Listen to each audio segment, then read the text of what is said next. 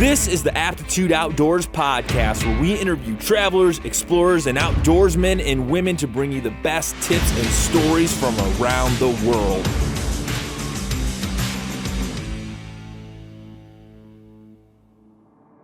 Life is hard, and we're out here doing larger-than-life things, whether it's pushing ourselves physically in the outdoors or mentally at work or in the podcast studio. Absolute Aid is here to help you focus, recover, and stay calm during your most intense moments. Absolute Aid, created by nature, made with science, for those who seek to do more.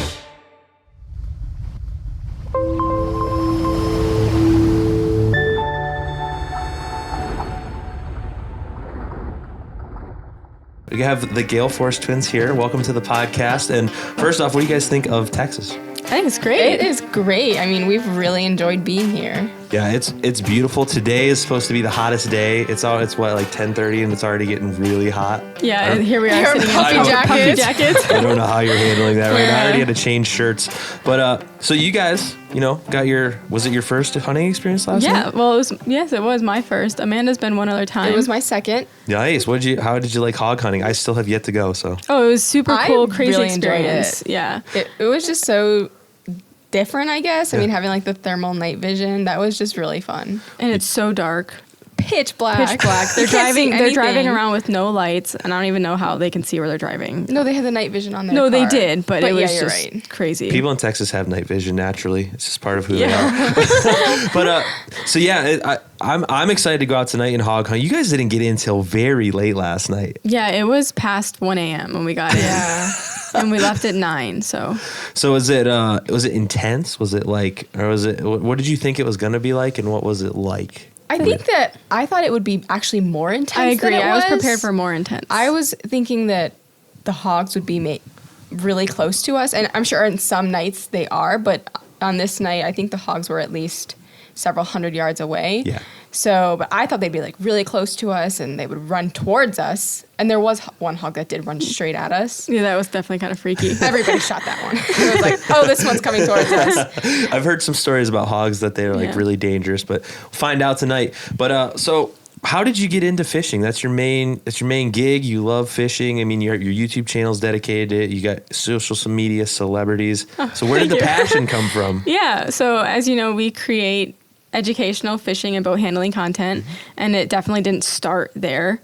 A lot of people think that we grew up fishing. We were, like the 2-year-olds or 3-year-olds that like our dad or our uncle or grandpa taught us, and we don't come from a family of fishermen. We come from a very supportive family, and they helped us when we were kids trying to learn how to fish. But it was something that we kind of got into on our own when we were maybe like 10, 11, 12 years old.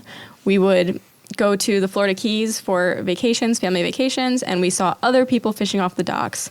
And we're very curious people, and we always like to try new things, and we were just like, I want to try that. So our dad took us to the local Bass Pro Shop, and he obviously didn't know what he was doing, but he asked for some help, got us rods, reels, tackle, and he would tie whatever knots he knew how to tie and kind of helped us get started into it. So you guys do a lot of videos. You put out a lot of good content, like boat driving. You've got crabbing videos. Yeah. You've got fishing videos. What's your favorite to do? That's a really good question. I think at this point, actually, my favorite type of videos to film are like our travel adventure style content. Because it's new for us too. It's new for us too. Yeah. So some of our best content is our educational stuff, especially our boating stuff does incredibly well. TikTok loves crabbing videos. Every platform has their own thing. But lately, we've had the chance to do a lot of really cool travel, and that's one of my favorite parts. Even just coming here to Texas, we're filming some videos right now and doing some fishing on the ponds out here, and that's just actually really new to us being in Florida. I mean, I don't know. It's just we do get all these fish, but like I caught my first sunfish this weekend. And it's like, oh, that's so cool. Like I've never done that. Sunfish are awesome. Yeah. I would definitely say that the traveling is cool because most of the time when we're behind the camera, we are teaching and educating and having to be very careful with our words because we're teaching people, and I want to make sure that I'm teaching properly. But when we come and travel, we kind of get to take our viewers with us, and I can tell them, listen, guys, I've never done this before. And it's just kind of a great way to not have to be so formal and just be ourselves and just let our viewers come join us with us when we try new things. Yeah, and it is fun trying new stuff because Texas is like its own universe. And I think you guys are some of the first people that aren't from Texas that I've had on the podcast right now. Oh, so, nice. While we're here. So it's like, you know, it's such a foreign place in the way they think about things, the way they do things, but their conservation model is very different too. Is it weird coming here where it's like everything's private? I don't know how Florida is in that aspect, but it's like all fenced in. Yeah, there's definitely like some land in Florida, but we're down in South Florida, close to the Florida Keys. So by us, we don't have acres and acres and acres. I mean, there are places that have it, but right where we live, and especially in the Florida Keys, the houses are pretty much right next to each other. Yeah. And same thing where we are. I mean, you know, I could see my neighbor's house and probably touch it if I wanted to, you know, from like my yard. I don't know. It's everything's really close together, which I don't mind at all. It's what we're used to. So we know, yeah. I do like coming to places like this and seeing all the land. It's just so, like we flew the drone yesterday. Yeah. There's just trees. Nothing for miles. It's really awesome. And it's not built up and you've got dirt roads. I think that's just so, it's actually unique for us, which is weird to think about because a lot of this country has that. But being raised in South Florida, we don't get to see that often. Well, you guys have this little thing that people really enjoy called the ocean. Yes. I'm not sure if you're aware of that. Yes. We don't have that. The ocean is our version of your guys' endless land. So we have miles and miles of open blue water. And that is something I have very minimal experience. We were talking last night at the crawfish dinner. That was a new experience. Yeah. You know, that's a good time. But, you know, fishing is, I would say, not my strongest suit. I'm not the greatest fisherman. I grew up in like southeast Michigan, Northern Ohio. We got tons of lakes. We got lakes everywhere. And like bluegill and stuff like you're catching is like all I ever catch. Right. It's like day in, day out, bluegill, and bass. So what, like, do you guys catch a lot of fish? Do you do a lot of catch and release? Do you eat the fish? What's your kind of vibe with that? We definitely do a little bit of everything. So we do keep our catch if we plan on eating it. Or we will bring our catch back and vacuum seal it and freeze it, give it to neighbors. No fish ever goes to waste. And then there's also plenty of times where, you know, we have a good amount of fish in the fridge or the freezer and we're still going to go out and create content fishing episodes, but we'll release every fish because we don't need it. I think, yeah, we've definitely been doing a lot. The more we fish, the more catch and release we do because our freezer is stockpiled.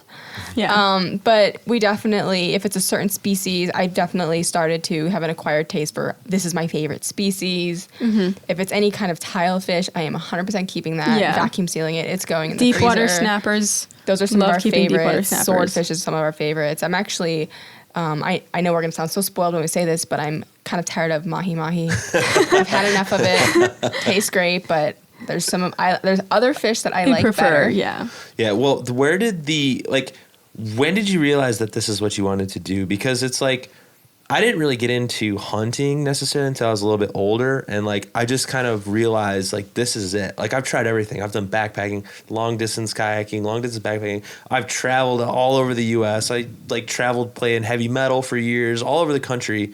But this is like, this feels right to me. I don't know why, but when was that aha moment? Like we need to become like fishing women as our careers.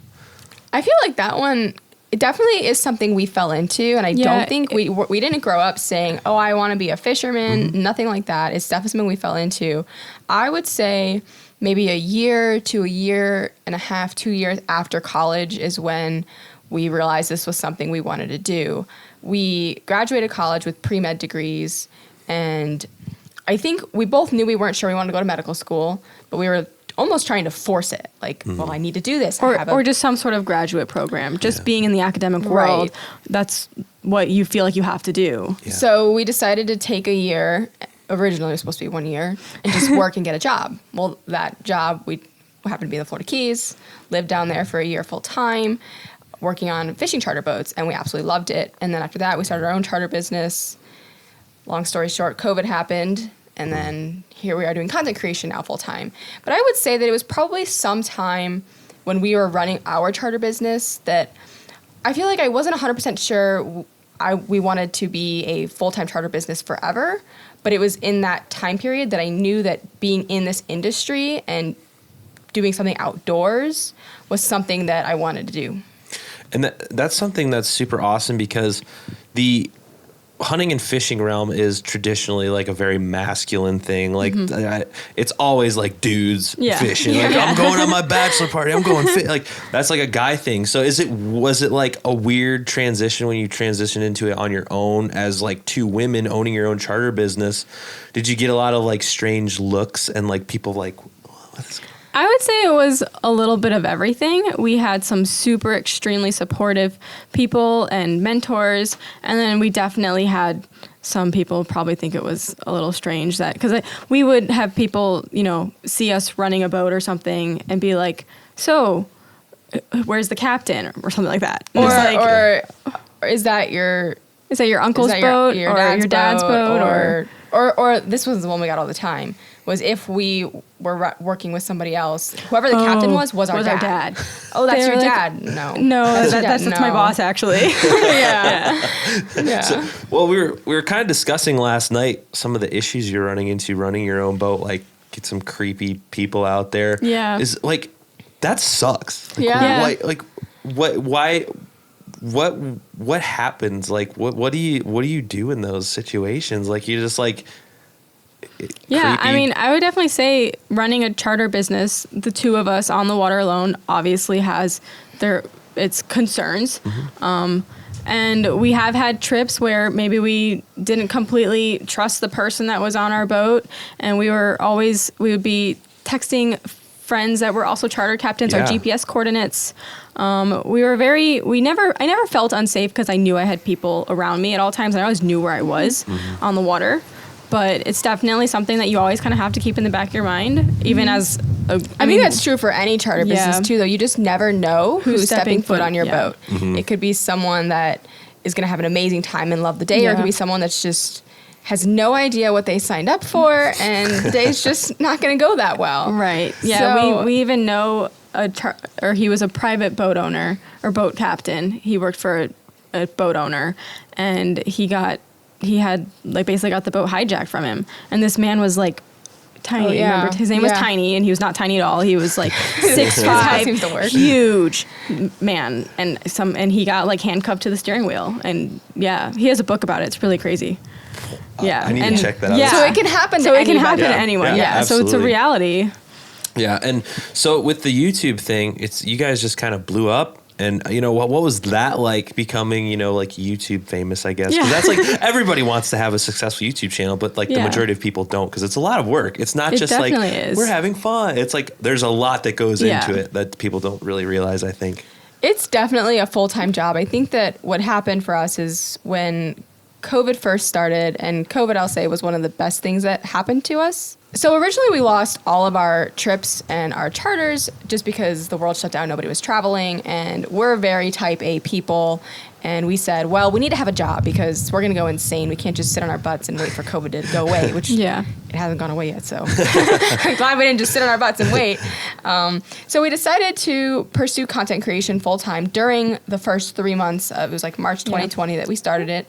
We did have some friends that were full-time content creators. So we did have some great people kind of tell us the best ways to approach it and how to do it. So we did have a lot of good insight on how to really make it if you wanted to.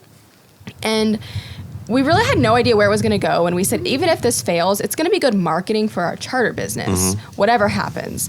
And within 3 months, our YouTube channel went from like 1,000 subscribers to close to 10,000 subscribers. And we were uploading 4 times a week. We were basically working around the clock to build a catalog of videos for anybody to come across our page and see and basically be able to binge watch if they wanted to. And that's what we were told was the secret to YouTube is you need to have a catalog from the beginning, because if someone comes across one video, they need to be able to watch a second. You can't just go and upload one and then maybe another. It's got to be fast. Now that we've been doing it for a lot longer, we've been able to slow down a little bit and focus on uploading once, twice a week kind of thing. So that was the first 3 months. And then we kind of kept doing it for a couple of months after that, and a couple of videos just kind of started to gain some traction. And those videos were our educational boating videos, specifically.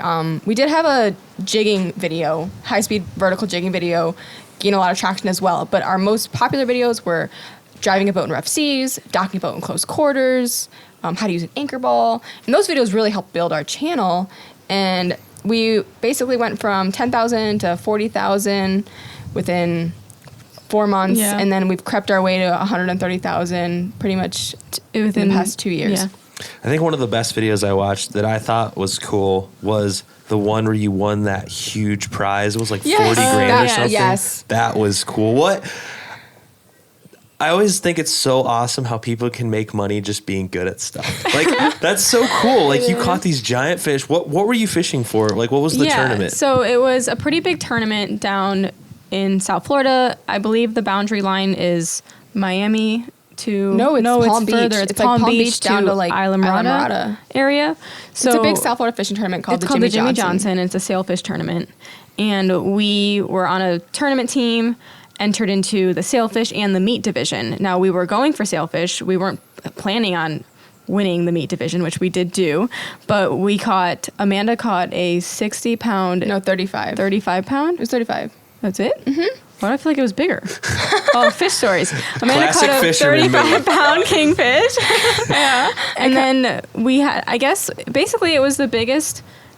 the meat fish for that tournament. Right. So we won the biggest kingfish category at 35 pounds, and then we also won the total big fish weight bonanza or something. Right, so which was all the meat fish added up. So we had a couple mahis in the box, and then that kingfish, and so we won both those divisions. So the team, the boat, won $40,000. So that was a video that actually also a fishing video that did gain a lot of traction as well.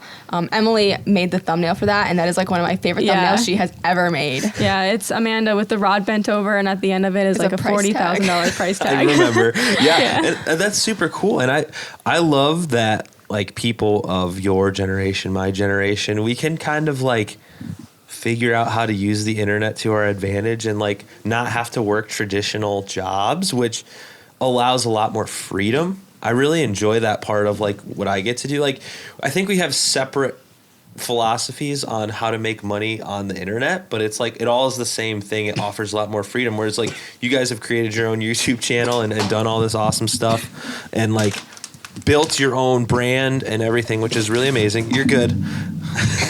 But she's choking over here. Are you okay? It's all good. Keep rolling. But like, I have the opposite end, whereas I make videos for people, which allows me to also travel and make money in a different way, which it's so fun because you get this option to like come here and do this when you want to. You get to like go out and go to conferences and meet cool people and do all this interesting stuff that like someone who's working a 9-to-5 doesn't get to really do that often.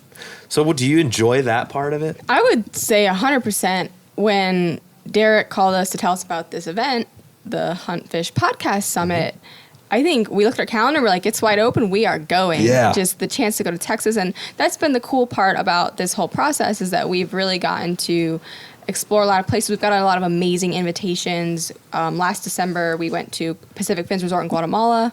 They gave us the invite, hey, come out, come fishing, we'll host you. And it's really a great situation because the resort gets some marketing. We get to go fishing. Our viewers get to watch something fun. So that's been one of my favorite parts about it. And this summer specifically is one of the first summers we're going to be doing mostly traveling. Whereas last summer, we spent almost our entire summer in the Keys doing our filming. This summer, we're going to be doing like a crazy amount of traveling. We're hoping to go to Costa Rica. We're going to be going to Venice, Louisiana. I think we're going... I have to even look at my calendar because I can't even remember all the places we're going. So it's really cool. We do have a scalloping trip in Crystal River for some scallop season in July. Of course, we have ICAST. So it's definitely really unique, the opportunities you get and things that, you get the phone call, oh, come to this amazing ranch in Texas. I'm like, I didn't even know that existed. This is so cool. Yeah.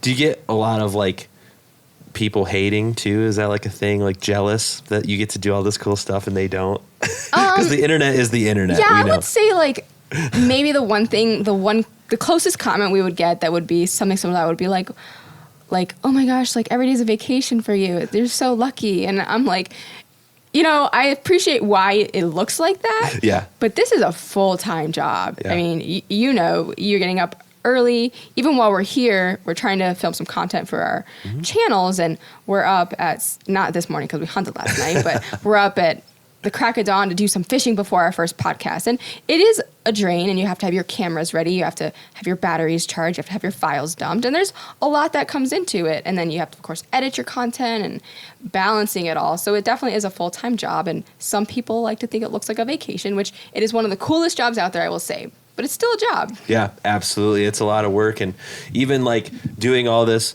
like what they're not going to see through all this is we're on like schedules. We're here. We have this time to do this, this, and this. And then you're only getting to fish a few hours a day, maybe like 2-3 hours a day. And then at night. And how has the fishing been here? Well, actually, the fishing was kind of tough when we first got here. We fished the same lake twice. Mm-hmm. Or I guess they're ponds, they're not really lakes. Yeah. And then we went and fished another one and didn't catch a single fish on the first day, not one. And me and my sister looked at each other and were like, I don't know if we're going to get a YouTube video out of this.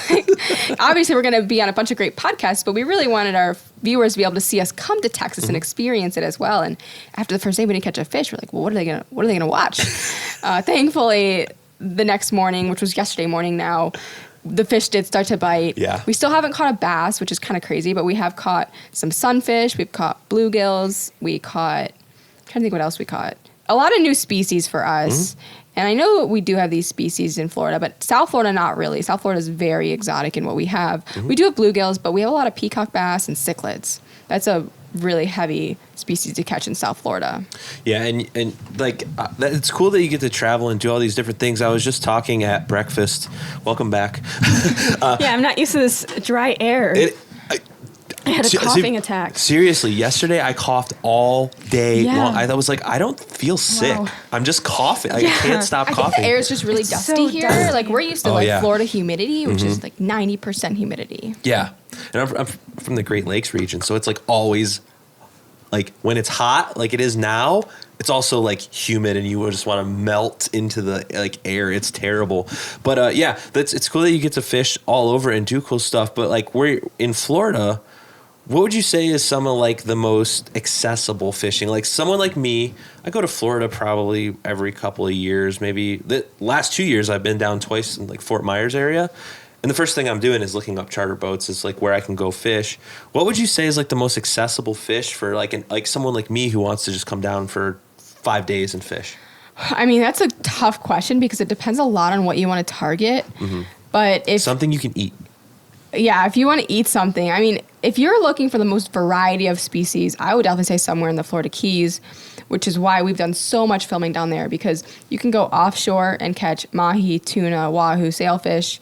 You can come in a little bit shallower, fish the reef, catch yellowtail snapper, mutton snapper, groupers. Then you can go even shallower and do inshore. You can catch tarpon, trout, snook, mangrove snappers, permit. I mean, the variety is literally insane. And if you did want to do a trip like that, I would recommend booking several charters. You do an offshore day, you do a reef day, you do an inshore day. So there's a lot of options for what you wanted to catch, especially if you're trying to do saltwater fishing.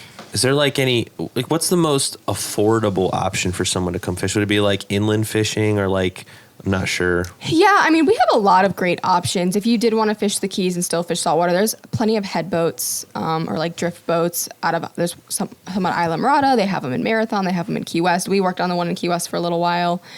And they'll take you out and you'll catch some snappers probably, and they'll fillet them for you, catch some grunts, and you'll have a good time.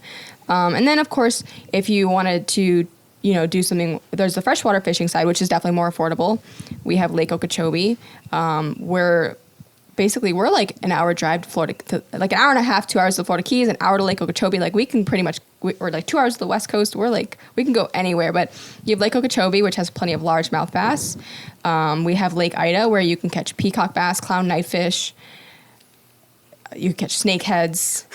I mean, it's just insane what you can do. And then, of course, you go to the West Coast and you can do some triple tail, which we do have that pretty much everywhere, but it's really popular on the West Coast. You can catch the trout on the West Coast.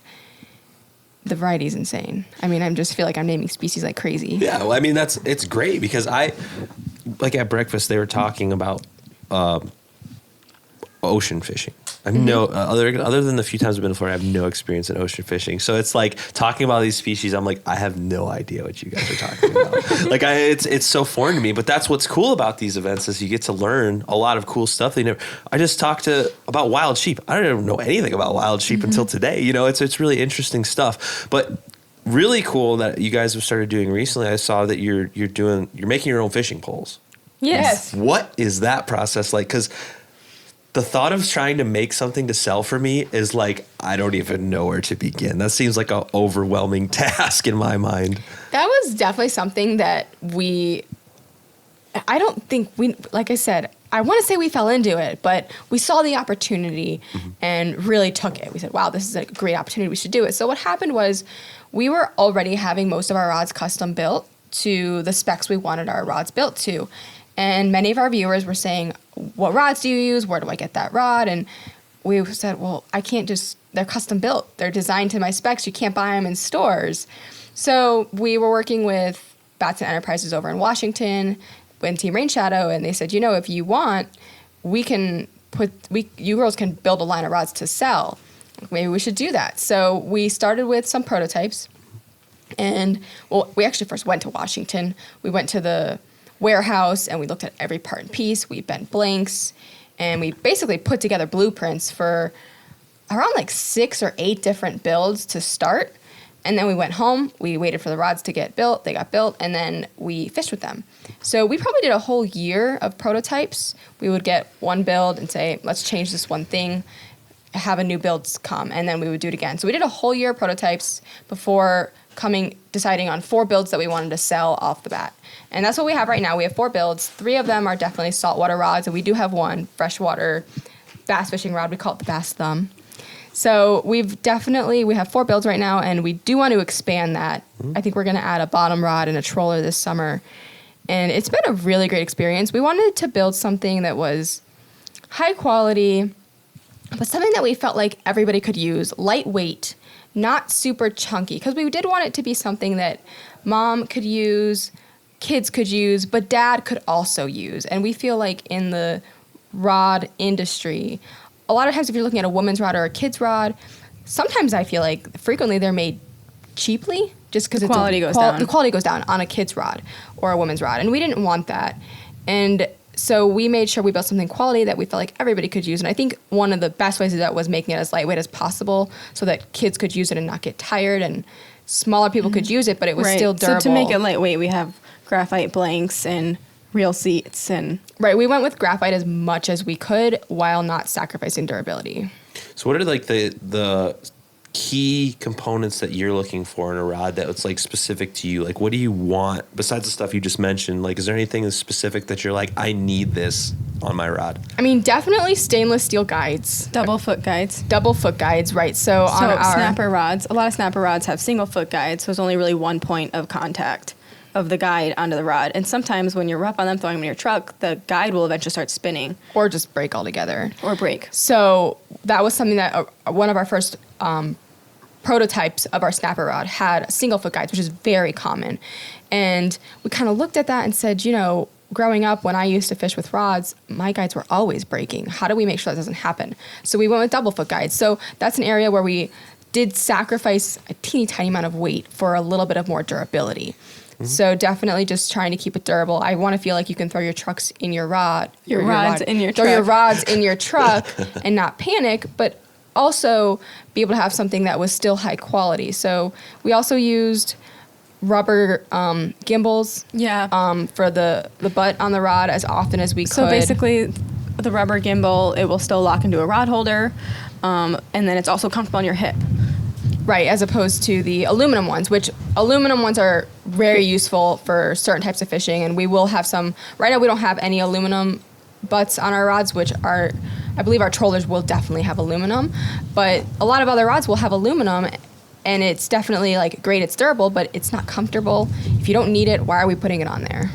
Awesome. So one thing that I really like, and I try and push as much as possible, is I kind of touched on this earlier with talking about how like the outdoors fishing hunting industries are typically male dominated. Like, it's all the tips you're going to get are male oriented and all this stuff. So your channel is unique in that aspect. But like, one of the reasons I started doing this channel is I wanted everyone to be able to experience this stuff. So like, it's awesome what you're doing as women, like pioneering your own way in this male dominated industry. I think that's so cool. Do you have any like advice for maybe women who are intimidated by maybe wanting to get into fishing or hunting or anything that you're doing? Because it is scary to get into either activity. Fishing's a little more accessible, mostly in the upfront cost. Hunting can be pretty pricey, but fishing is definitely more accessible. Do you have any advice for women who want to dive into that? I mean, I would say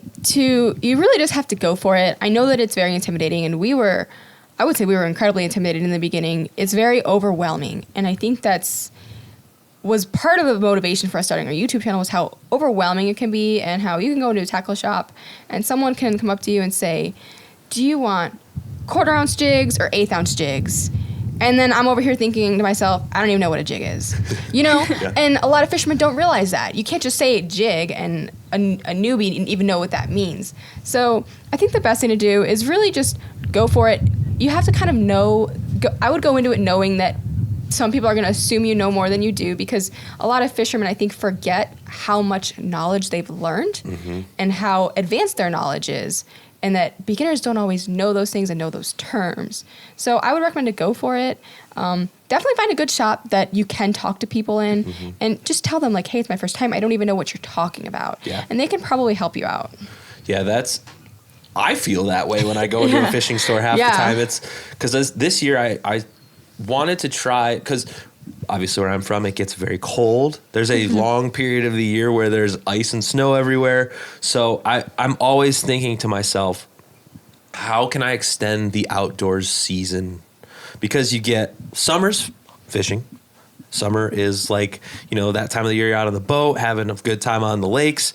And then like fall, you got hunting season, which is great. And then winter comes and you're like, well, guess I'll sit inside. And I found ice fishing. That's an intimidating thing because there's a danger element to it, which, there's a danger element to any open water fishing like you guys are doing as well. But I ran into the same thing. You start doing research online and there's so much information out there and you're like, where do I begin? And I think the hardest part, not necessarily is the gear, but I've talked about this with all the other guests too, is the knowledge of the animal and the resource is by far the most important part. Because like, at the end of the day, a rod's a rod. If you have a rod, you can fish somewhere and catch something. I mean, at a base level, you got to have some knowledge of lure. But how important is it to understand the habitat of the fish? I mean, I feel like really important to know what you're targeting and what area you're in. And that's something that's actually, I feel like it's very difficult to find that kind of information. Yes. And that's something that we learned over time from working with different captains and experience ourselves. But I would say it's kind of like we've learned that, if you're fishing in this water depth, or if you're fishing in 50 feet of water on rocky bottom, okay, great place to target yellowtail snapper.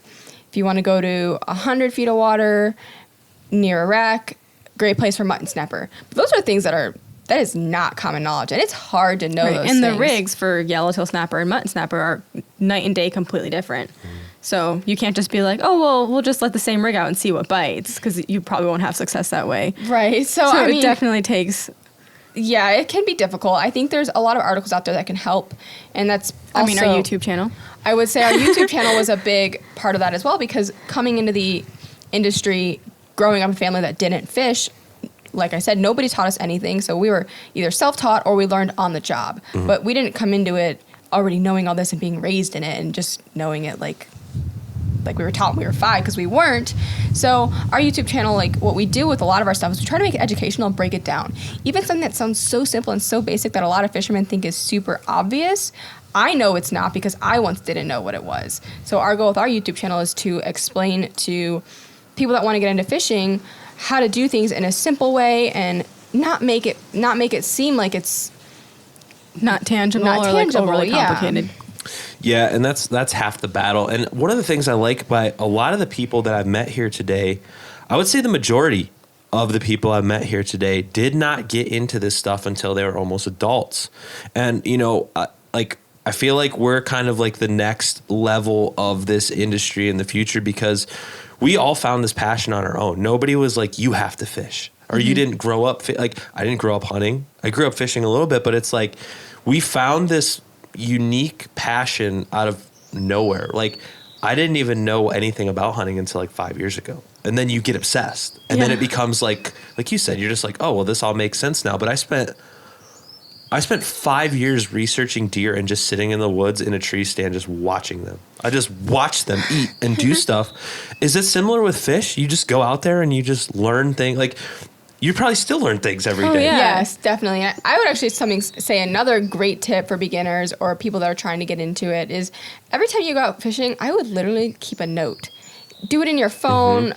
A notebook works, but I've always lost my notebook, so I would just do it in your phone and write down everything from, you know, the date, the time of year, the conditions, the current, the moon, the tides, because there's a lot that goes into it. And then what bait you were using and what fish you were catching and your rig. And then as you continue to fish more, you can kind of look back at that and be like, oh, wow, the current was this and we caught, or I don't know, we had an incoming tide and we did a great job on permit today, or wow, everything was biting on slack tide, and then you'll look back and be like, this same fish bought on slack tide last time. Another thing that we used to do when we first started, because like I said, snapper fishing, the gear is very different from mahi fishing, and when you get on your boat and you head offshore to go to the reef or offshore to go to catch mahis, you don't want to get out there and realize, oh man, I forgot this. So for a long time, now we have it like the back of our hands, but we had notes in our phones of every single thing you need for yellowtail snapper fishing. And before we pull it from the dock, you read the note.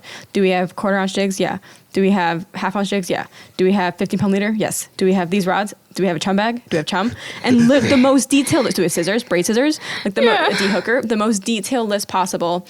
Another thing that we try to do is keep as much as we can on the boat. So that way, if you don't have to always be lugging it back and forth, but things like that really helped us out. Yeah, and that's really important is note taking. And you just learn stuff over time, and then you get to this point where you become the mentor. Yeah. Like you have mentors, and then eventually you begin to help. And you guys are mentoring everyone because you have a channel. And I think that's such a great thing about the time we live in, with all the BS aside from all the stuff people talk about, whether it be political, whatever, or all these kids do is on their cell phones. But like, you've created essentially your own television show out of your own brain. Yeah. And now you're like using that as a resource to help people. And I think that's what social media is the best for, is helping people with knowledge, whether it's what I do, talking to people, what you do is helping people learn new things. But, you know, I really enjoy the fact, like I said earlier, that we just all kind of like realize that there's a niche that we can fall into, because fishing is huge. If you've ever met many people that haven't fished ever, right. Not very even many. People with very little experience, they always have like some fishing story. Oh yeah, I went one time when I did this and I caught a bass or this fish. Do you get excited when you get to take people out for the first time? Because I have a friend at home not into the outdoors. He absolutely wants nothing to do with the outdoors. And he was getting married, and I was the best man at his wedding. Saying, "What do you want to do?" He said, "I want to go fishing," and I was like, "Yeah."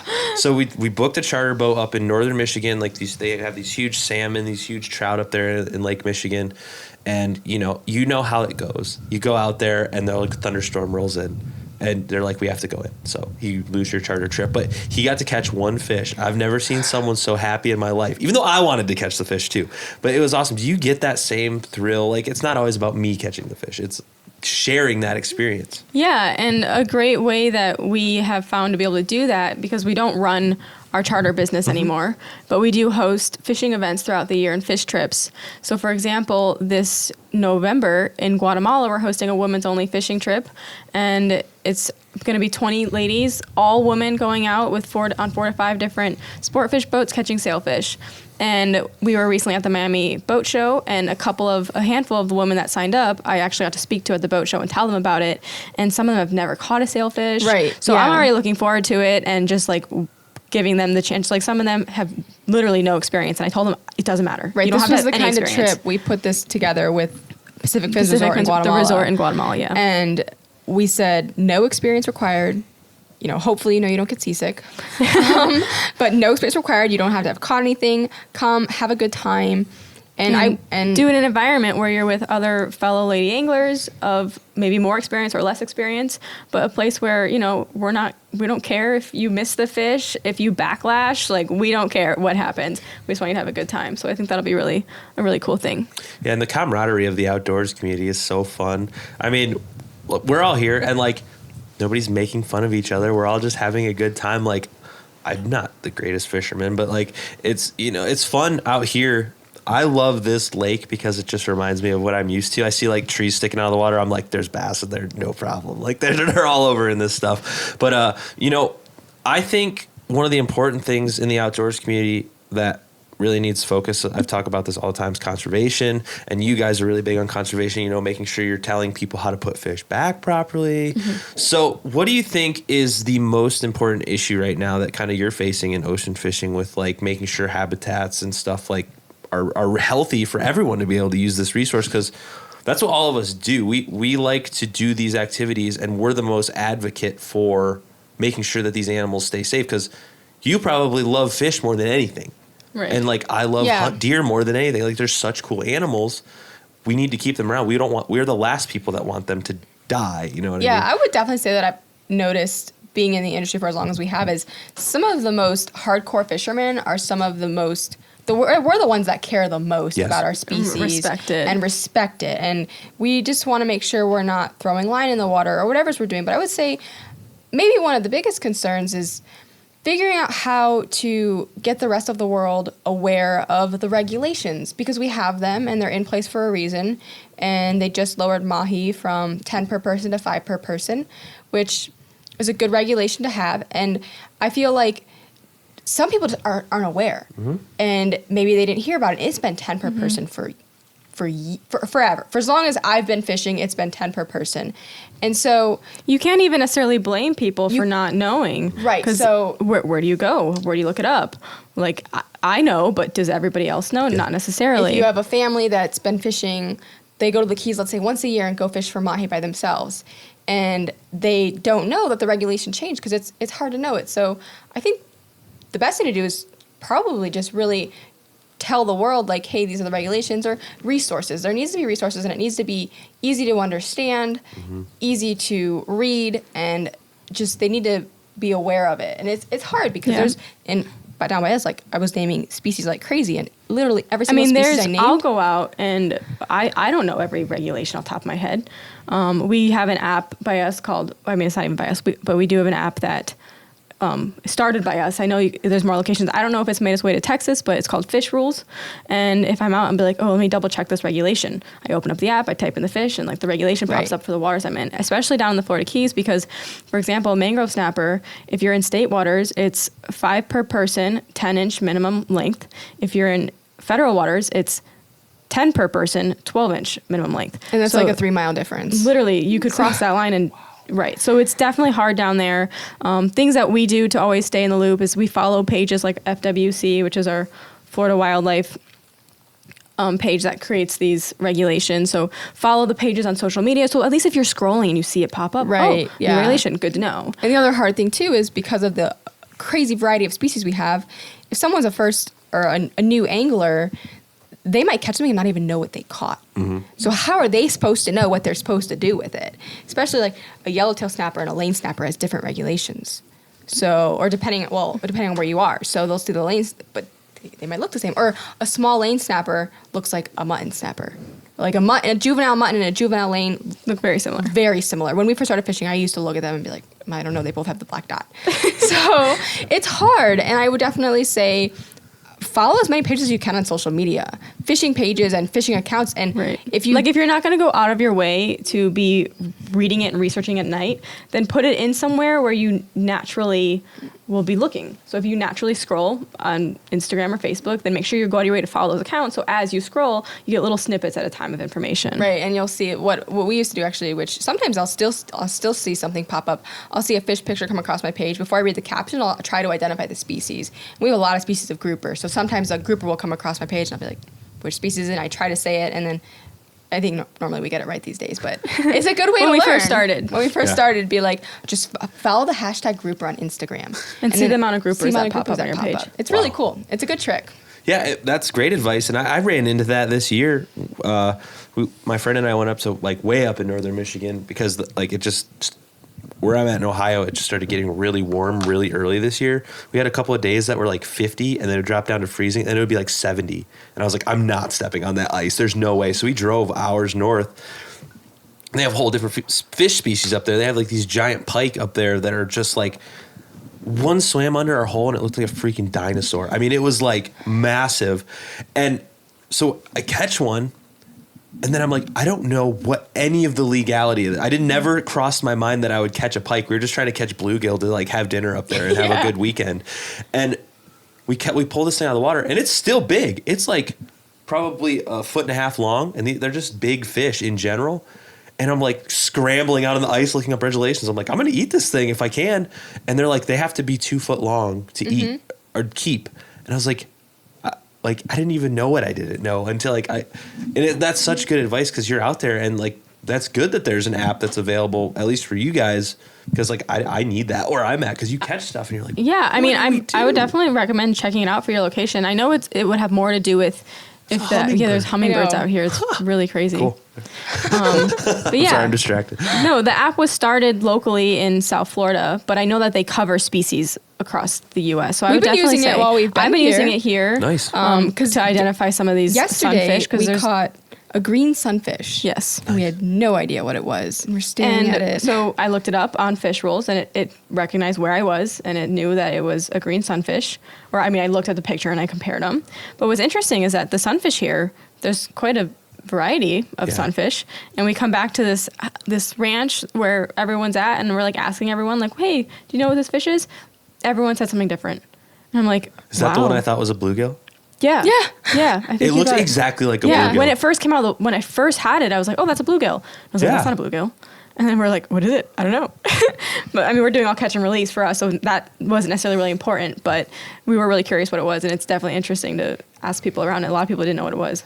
A lot of people up where I'm at don't even know. They just said like, it's panfish. It is. Yeah. Right, or they just say it's a sunfish. It's just generalized terms. Yeah. Like saying snapper by us. We have a lot of different snappers.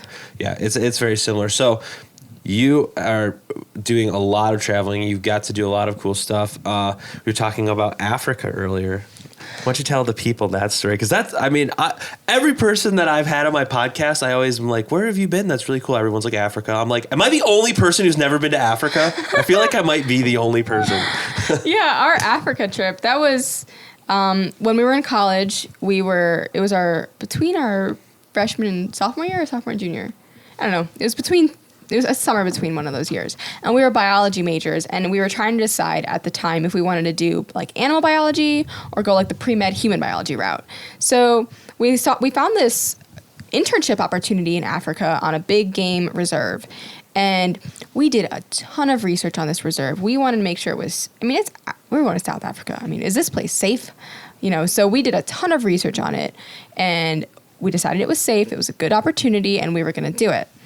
So we get there, and we find out that literally the days before we arrived, the big game reserve we were staying on now holds the last white rhino in South Africa. And they tell us, hey guys, just so you know, this is new. We hold the last white rhino, and we're having a poacher problem. So if you go outside at night, anybody here is taught that if you see someone at night, to shoot without asking questions.